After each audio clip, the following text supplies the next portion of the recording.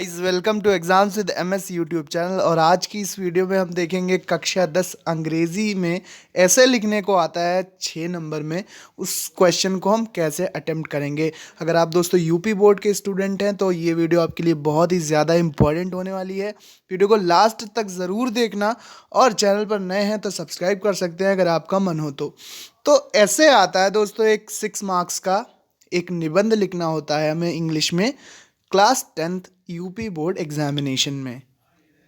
English का paper होता है तो उसमें क्वेश्चन नंबर जो 14 होता है उसमें पूछा जाता है ऐसे। तो यहाँ पर देख सकते हैं आप कि क्या कहा जा रहा है, right A composition on any one of the following topics in about 75 words.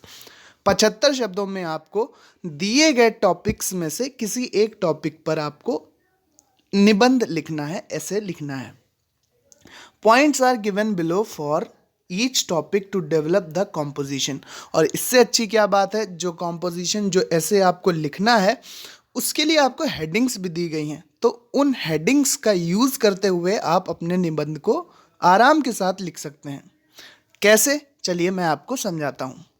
अब सबसे पहला टॉपिक ऐसे के लिए दिया गया है माई ग्रैंड फादर, मेरे दादाजी।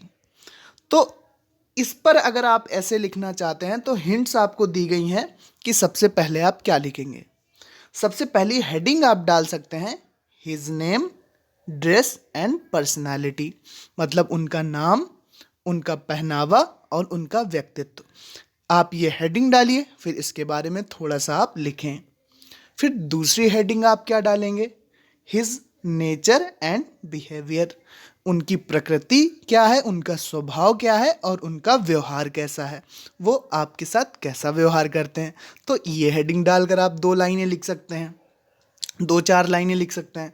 फिर तीसरी हेडिंग आपको दी गई है his love for grand children, वो अपने ग्रैंड चिल्ड्रंस के साथ कैसे हैं, वो किस प्रकार के हैं, वो कैसे आपके साथ स्नेह दर्शाते हैं, कैसे आपके साथ प्यार दर्शाते हैं। इस पर आप 2-4 लाइनें लिख दीजिए। और फोर्थ हेडिंग हमको मिल जाती है कि how he teach discipline and manners to grandchildren, कि वो आप लोगों को किस प्रकार से अनुशासन और अच्छे व्यवहार या सदाचार को सिखाते हैं। और सबसे लास्ट में आप हेडिंग डालेंगे कंक्लूजन या निष्कर्ष। निष्कर्ष में आप 2-4 लाइनें लिखेंगे। तो 75 वर्ड्स में आपको ये निबंध लिखना है, तो इतनी तो आपको हेडिंग्स दे दी गई हैं। तो इन हेडिंग्स के सहारे आप आसानी के साथ इस निबंध को लिख सकते हैं। अब चलिए दूसरा टॉपिक क्या दिया हुआ है। आपको दिए गए टॉपिक्स में से किसी एक ही टॉपिक पर लिखना होगा। दूसरा टॉपिक दिया है एलिफेंट यानी कि हाथी पर। तो यहाँ पर भी हमें हिंट्स दी हुई हैं। हिंट्स में इंट्रोडक्शन, हाथी कैसा होता है, उसके कितने पैर होते हैं, उसकी शारीरिक बनावट कैसी है, इन सभी के बारे में, वो कहाँ रहता है, वो क्या खाता है, इन सभी के बारे में आप इंट्रोडक्शन हेडिंग डालकर लिख सकते हैं। फिर दूसरी हेडिंग आएगी its body and features. Body and features में आप वो लिख सकते हैं, इंट्रोडक्शन में आप लिख सकते हैं कि ये कैसा जानवर है, कहाँ रहता है, क्या खाता है। फिर बॉडी के बारे में आप दूसरी हेडिंग डालकर लिख सकते हैं इट्स बॉडी एंड फीचर्स, कि इसकी कितनी टांगें होती हैं, इसके शारीरिक बनावट कैसी है, इन सब के बारे में आप बॉडी एंड फीचर्स वाली हेडिंग डालकर लिखेंगे। फिर हैबिट्स, उसकी आदतें कैसी हैं, उसका स्वभाव कैसा होता है, इसके बारे में आप हैबिट्स हेडिंग डालकर लिख सकते हैं। फिर फोर्थ हेडिंग हमें मिल जाती है यूज़फुलनेस, कि हाथी की क्या उपयोगिता है।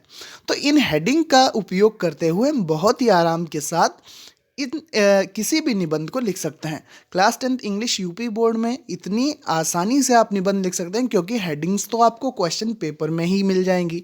आप इन्हीं हेडिंग्स के सहारे आसानी से अपना ऐसे पूरा कर सकते हैं। तीसरा टॉपिक हमें मिला है द रेड फोर्ट, लाल किले के ऊपर निबंध हमें लिखना है। तो हिंट्स यहाँ पर भी दी हैं।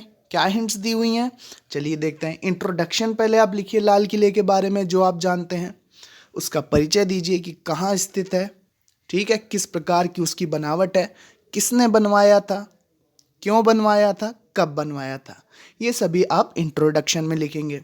फिर दूसरा लिख सकते हैं आप who built it and why, वही चीज़ है कि इसको किसने बनवाया और क्यों बनवाया। तीसरी हेडिंग में आप डालेंगे इट्स साइट एंड सिचुएशन, ये कहाँ पर स्थित है। और फोर्थ हेडिंग में इट्स इम्पोर्टेंस एंड अट्रैक्शन, यह आकर्षण का केंद्र है, किस तरह से आकर्षण का केंद्र है इसके बारे में लिखिए, इसका महत्व क्या है इसके बारे में लिखिए।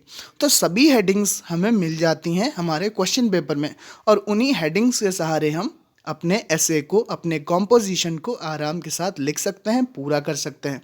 दोस्तों यहाँ पर 3 टॉपिक्स दिए गए थे। पहला था हमारा माई ग्रैंडफादर, मेरे दादाजी। दूसरा था एन एलिफेंट, और तीसरा था हमारा द रेड फोर्ट। इनमें से आपको किसी एक पर हेडिंग्स का प्रयोग करते हुए, दी गई हेडिंग्स का प्रयोग करते हुए अपने ऐसे अपने कंपोजिशन को पूरा करना होता है। तो उम्मीद करते हैं आप वीडियो से समझ गए होंगे कि किस प्रकार से आपको ऐसे कंप्लीट करना है, किस तरह से लिखना है। ध्यान रहे कि इसके लिए आपको केवल 75 शब्दों में ये लिखना है, बहुत ज़्यादा बड़ा या बहुत ज़्यादा छोटा निबंध नहीं लिखना है, और इसके लिए आपको टोटल 6 मार्क्स दिए जाएंगे। तो दोस्तों मिलते हैं अपने नेक्स्ट वीडियो में। इसी प्रकार के इंपॉर्टेंट वीडियोस के लिए सब्सक्राइब कीजिए exams with MS YouTube channel को। Thanks for watching and listening me, and good luck for your future. Thank you and bye bye.